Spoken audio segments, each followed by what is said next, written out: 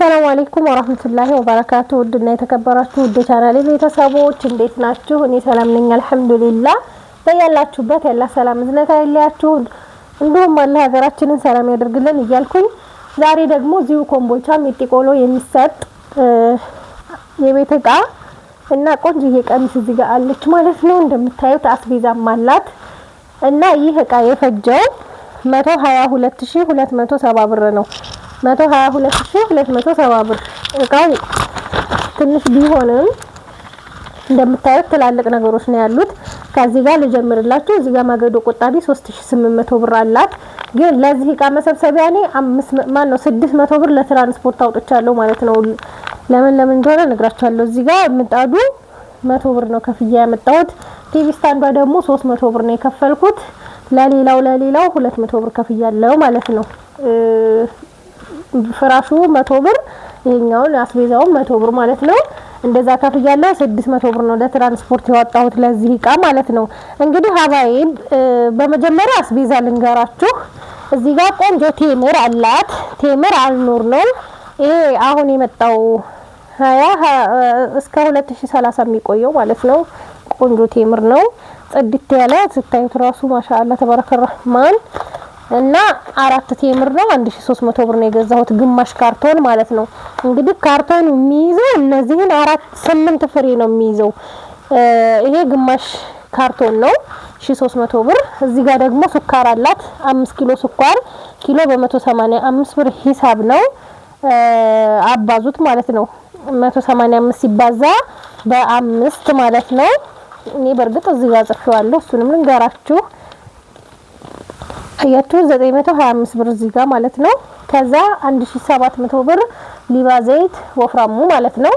ከዛ እዚህ ጋር ጤፍ አላት። ጤፍ 150 ኪሎ ሰርገኛ ጤፍ ከረምቴ ነው የገዛሁላት ማለት ነው። ቆንጆ ጤፍ ነው እንደምታዩት ማሻአላ። እና ይህ ጤፍ 98 ብር ነው ኪሎ። 1 ኪሎ 98 ብር ነው። 150 ሲባዛ እዚህ ጋር 98 ሲባዛ በ150 14700 ብር ነው ጤፉ ብቻ። ይሄ 3 ማዳበሪያ ጤፍ የተገዛው ማለት ነው። በርበሬ ደግሞ እንደምታዩት በርበሬ በነገራችን ላይ በጣም ብዙ አይነት በርበሬ አለ። ውድ ሆነብን ካላላችሁ ማለት ነው። ግን ይሄ ዱቄቱ የሚያምር ነው።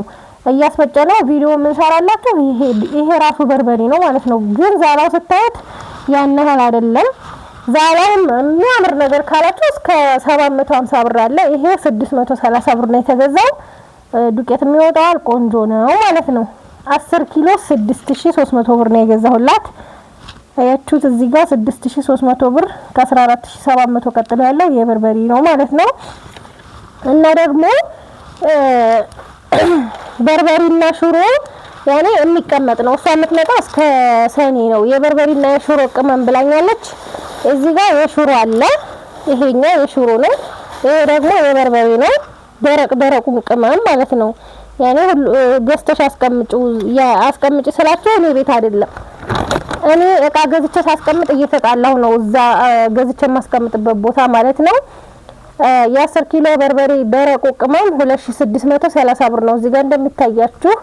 እንደገና ደግሞ የ15 ኪሎ ሽሮ ደረቅ ቅመም ብላኛለች። ሽሮውን ግን ስመጣ ነው የምገዛው። የሽሮ ቅመም 2440 ብር ነው። ይሄንን ይመስላል ማለት ነው አስቤዛዋ። ከዛ ወደ ዕቃ ልሂድላችሁና እዚህ ጋር በተለጣፊ የተሰራ ቆንጆዬ ቲቪ ስታንድ አላት። 13000 ብር ነው የተሰራው። ቆንጆ ቲቪ ስታንድ ነው። በጣም ነው የሚያምረው ማሻአላ ተባረከ ረህማን። የሆነ ደስ የሚል ዲዛይን ራሱ አላት። እዚህ ጋር ቪዲዮ ላይ ግልጽ ስላልሆነ ነው ማለት ነው። እና የዚህ ቲቪ ስታንድ ከሌሎቹ የሚለየው ይሄ ተንሸራታች ነው። ይሄ ማለት ነው እስከፈለጋችሁ ድረስ አንሸራታችሁ መጠቀም ትችላላችሁ። አበባ ምናምን ማስቀመጫ ይሆናል ማለት ነው። እንደዚህ ይሄ ሲወጣ ይሄኛውም እንደዚህ ይወጣል ማለት ነው። እንደገና እዚህ ጋር 2 በር አለው፣ 2 መሳቢያ አለው። አያችሁት ማሻአላ። ይሄ 2 በር የራሱ የሆነ ከዛ ደግሞ ይሄን መሳቢያ አለው ማለት ነው። አያችሁት ይሄ መሳቢያው እዚህም መሳቢያ አለው። ይሄ 13000 ብር ነው የተሰራላት። ሪድዋን ነው የሰራው ማለት ነው። ተለጣፊም ከፈለጋችሁ ይሰራላችኋል ማለት ነው። ሌላው እዚህ ጋር ደግሞ ቲቪ አለ 39000 ብር ነው ይሄ ቴሌቪዥን የተገዛው። ግን ቲቪ ስታንዷ እስከምትሰራ ድረስ እየጠበቅኩ ነበረ። ቲቪው ከተገዛ ከሳምንት በላይ ሆኖታል። አሁን ቴሌቪዥኑ 45000 ብር ሆኗል ማለት ነው ገበያ ላይ። ከዛ ስቴፕላይዘር ወይም የማብራት መቆጣጠሪያ ትንሿ 3000 ብር። እዚህ ጋር ሱታይ ቦይለር አለ የውሃ ማሞቂያ፣ ይሄ ደግሞ 2800። የቡና መፍጫ እቹ በፎቶ ላይ የምታዩት 1900 ብር። የሽንኩርትና ወይም የስጋ መፍጫ ያው ስጋ ሲፈጭ ይግላል ብያችኋለሁ እያሳረፋችሁ፣ ይሄ ደግሞ 3700 ብር። ከዛ እዚህ ጋር 90 ሊትር ሮቶ 900 ብር ገዝቻለሁ። እዚህ ጋር ደግሞ 230 ሊትር ሮቶ ነው። ጤፉን ይሄን 150 ኪሎ ጤፍ ማስቀመጫ የሚሆን ብላኛለች። ይሄ ደግሞ 1500 ብር። ውስጡ ነጭ ሆነው ደግሞ 1400 ብር ነው። ግን ለ100 ብር ልዩነት አንድ አይነት የሆነው ልግዛላት ብዬ ነው ማለት ነው። እቃዎቹ እነዚህን ይመስላሉ። ኤክስትራ ፍራሽ ሜትር ከ50 ባለ 20 ቲክነስ 14500 ብር ይሄን ገዝቼላታለሁ።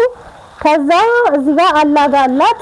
አላጋ 400 ብር ነው አንድ ደርዘን ማለት ነው። ሰለሽ ቆንጅዬ ቀሚስ በ3200 ብር ነው የገዛሁላት።